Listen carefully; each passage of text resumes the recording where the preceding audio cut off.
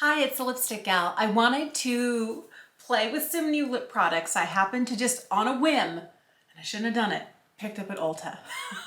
So I was returning a lip product that just didn't work for me. I had really high hopes. I was super excited about it. I remember seeing it months in advance on Trend Mood's website, and it was just like a epic fail. I loved the color, the formula just didn't work. So I thought I would try something else that had kind of been on my radar and I just hadn't picked up and see whether it's something that it's going to fit into my collection or not. Thank you so much for watching today, and thank you for being subscribed. And I am talking about the lip products from Juvia's place. I have a liner, a gloss, and a matte lipstick. I got them all in nudes. And I'll tell you, I was literally in line to make the return. And as I rounded the corner, I saw like the little end cap for Juvia's place. And I was like, I'm curious about that. So I left my daughter in line and I said, I'll be right back. Hold my place. And I just grabbed like 3 things. It didn't really take a long time to look. I hope they all work. This, by the way, is the Luxe Liner. This is the shade Lush. I have really, in the last 12 months, discovered that my lips look best with a liner. I remember my years of not needing to wear one, and now it's like, it's a prerequisite for any lipstick to look good. It's not the creamiest formula I've tried, but it's also not dry or hard. I feel like it glides pretty well. I'm a little crazy over here. This is kind of giving me Pillow Talk vibes. If you are at all familiar with Charlotte Tilbury's Pillow Talk, I don't know how close it is, but it's one of those things that instantly made me think, I also picked up one of their Velvety matte lipsticks. I don't know whether I got the right shade. This is the shade Muted. Oh, wow. It's very much a cooler toned brown than I'm used to wearing, but this is from the Nude Chocolates collection. Let's see.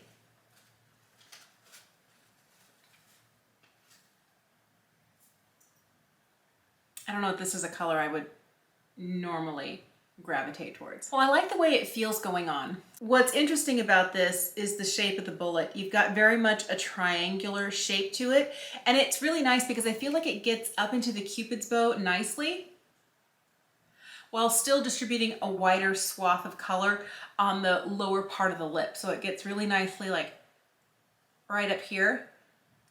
I like it. I like the shape of the bullet. I feel it applies nicely. Even though it's kind of a matte lipstick, I like the fact that it looks matte, but it doesn't feel dry. It has a very creamy slip to it. Let's do just one swatch. That's a lot of opacity.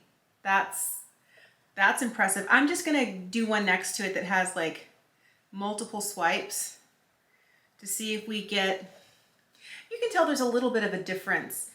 There's more depth, but I still feel like one swipe is gonna get you full color.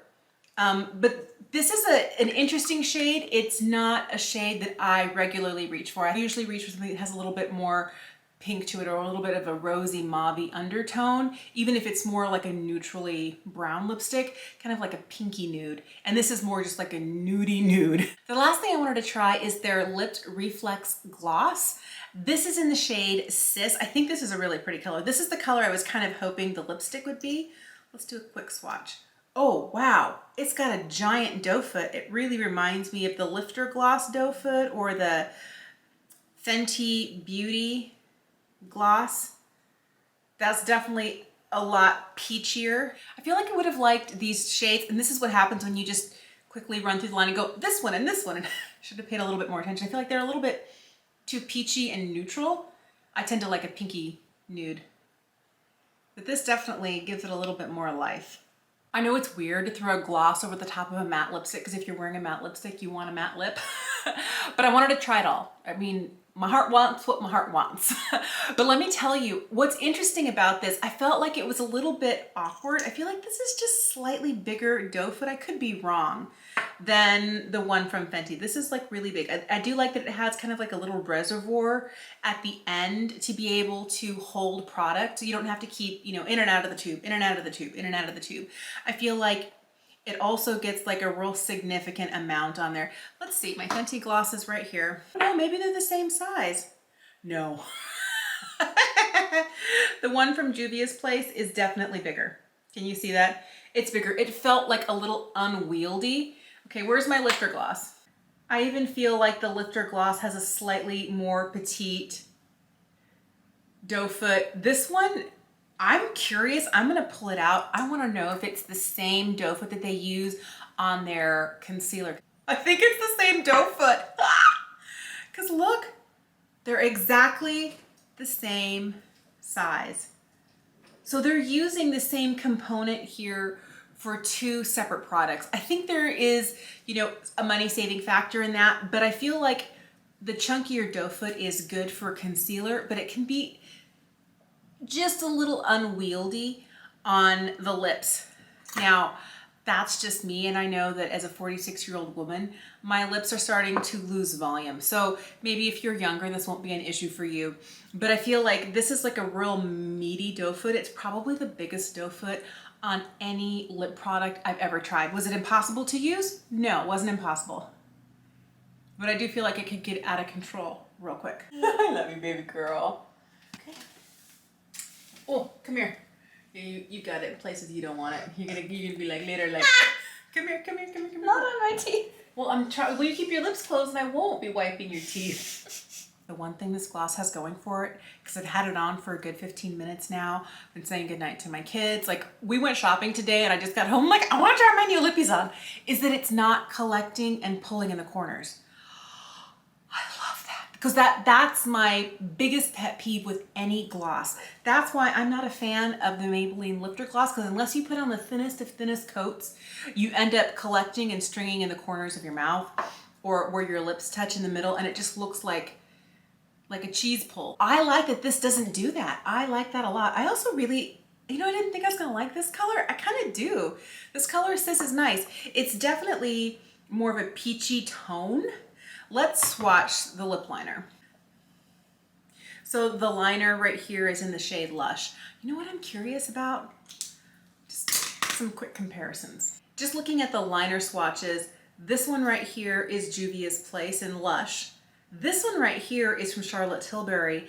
This is Pillow Talk, and I was sure when I was putting the liner from Juvia's Place on, I was like, this really reminds me of Pillow Talk. It's kind of different. I think it's much closer to this one here. The short little sample right beneath it is Lumiere from ColourPop. And then beneath that, it also kind of gave me the same feeling I get when I wear the Wayne Goss lip liner in mauve.